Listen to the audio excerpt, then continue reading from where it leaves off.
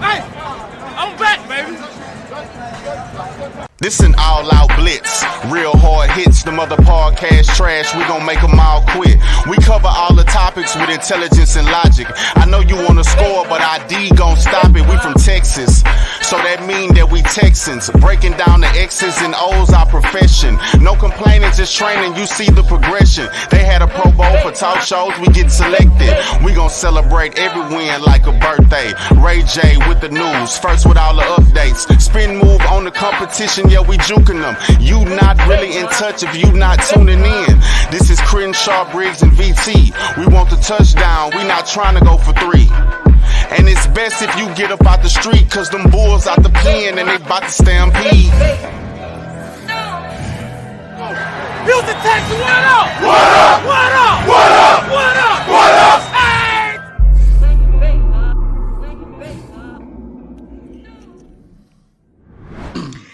Hey guys, how's it going? This is a special episode of the Texans Fan Battle Podcast, giving you Texans content as much as we can.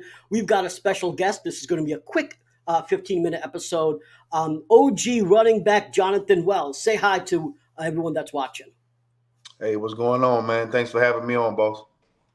Thanks for jumping on such short notice. So there's been a lot of smoke about CJ Stroud, and we had Matt Miller on yesterday, and he gave a good kind of breakdown on why some of this has been coming out.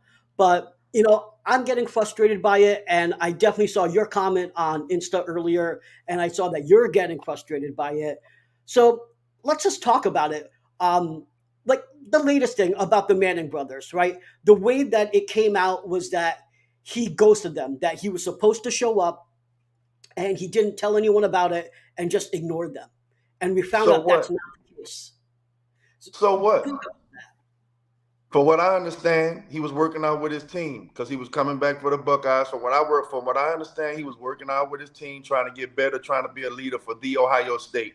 Who cares if he didn't go to the Manning camp? What does that mean? Did he go to the combine?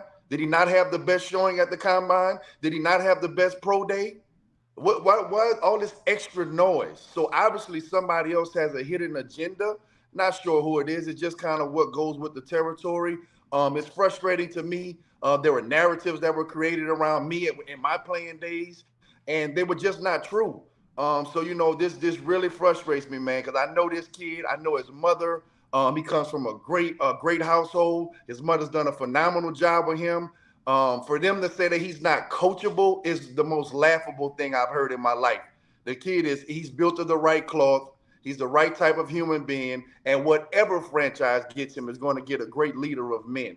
So whether that's the Texans or not, now mind you, I would love to have CJ Stroud here with the Texans. I've been praying for it, but guess what? I don't want him here if half the staff is in and half the staff is out. I want him to go somewhere where the whole staff believes in him, believes he's the guy, and he has an actual chance of becoming the player that he can become. Because I ran into that. When you come into a situation where the offensive coordinator like me, Chris Palmer, he just didn't like me for some reason. It wasn't my work ethic. I never talked back. I showed up. I did extra work. It didn't matter.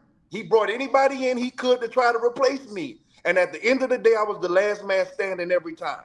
So, that's just how it goes, man. I want for CJ and all of these quarterbacks to go to an organization where everybody is all in on them. When you go to a half-broken situation, it's hard for you to be the best player you can be, just like Dwayne Haskins. He went to the Redskins. Half of the people wanted him. Half of them didn't. You don't think that's going to mess with your confidence? Come on, man. Like this thing is serious, man. You're playing with people's lives. I don't like it at all. I don't like that at all. I do have a follow-up on that, though. Do you think that – so the rumors, just for the people that don't know, is that some of the building wants him and some of the building does not. Do you believe that if the people that do want him convince the people that don't, that they would change their minds and say, all right, he's here now, he's the quarterback, we have to make it work? Or do you think they will actually fight against a decision to prove that they were right? I will hope that everybody who's inside the Houston Texans organization would get on board. When you draft a guy that high, he needs everybody. He needs positive energy. He needs that. He's a young kid. Listen, I'm so sick of these so-called gurus. Guys, you're not gurus. You don't know what these guys are going to do to come to when they get in the NFL. You don't know the injuries. You don't know how you don't know nothing. We're all taking an educated guess. Stop acting like you guys are so smart. You do not know what's going to happen. I hate to be the bearer of bad news. So he needs the support if he comes here. But guess what? He's going to have to put the work in just like any other QB that they bring in. So, at the end of the day, I know he's going to put the work in. I know he's going to have a phenomenal attitude and all of that stuff, man. I'm not buying any of that. This kid is a great kid. So one of the things that Matt Miller said is that there are two different ways that you get information. You get information to be told that information so you can have a better knowledge of what you're talking about. And then you're told information that they want you to release for a specific agenda.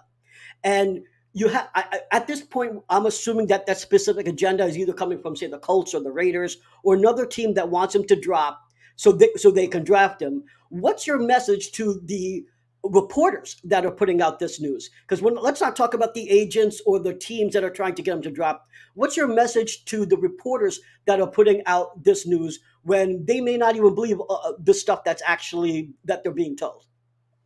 At the end of the day, man, it's a sad world we live in. That's what reporters do. They'll put stuff out there. They have no actual facts. They have no actual data. They just put stuff out because they can. There's no repercussions. You can go in and try to ruin somebody's career because guess what? Every slot that he drops, he's losing money. His family's losing money. So, these guys don't care about that. All they care about is getting clicks. All they care about is getting their story. That's just a part of the game, man, that I really hate. I don't even follow this stuff, to be honest with you. I caught like a little bit of what's going on. I don't even watch these guys anymore because I can't take half of them serious. Half of them never played the sport, but they think they know everything about the game. But that type of stuff really bothers me. So I really don't even tune into this stuff, to be honest with you, bro. Okay, well, let's get to some of the questions that were asked about, never mind the off the field stuff, because I think we can both agree that it's all BS. So Right. the two particular questions. Number one, he's number one in when the pocket's clean, but he isn't number one when he's under pressure. How would you answer that because that's one of his biggest knocks, right? Is that can he survive in the NFL when he doesn't have a top O line? I don't know how to answer that. The guy played with what he played with. He played in the second best conference in football in the Big Ten. He played against the number one defense in America against Georgia. He showed you that everything that you were saying that he couldn't do, he showed you in the Georgia game. He can do it against elite talent. I don't know what else there's to be said, So that's what guys are paid to do: nitpick, find things that are wrong. Can he get better in the pocket? Everybody needs to get better against pressure. You think guys like getting hit in the mouth and letting the football go? No, there's very few people that can do that. So, of course, he's going to have to get better. You think Bryce Young is going to be great when he gets hit in his mouth over and over again? No, that's just how the cookie crumbles for that position. You need to be protected. You need to be in the right scheme, and you need to have coaches that believe in you.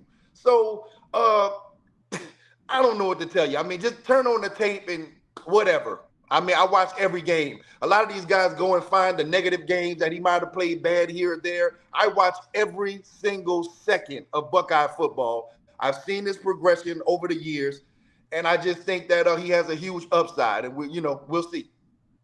So some people always gravitate towards the first half of that Iowa game. And then the people that do want to draft them point to the Georgia game.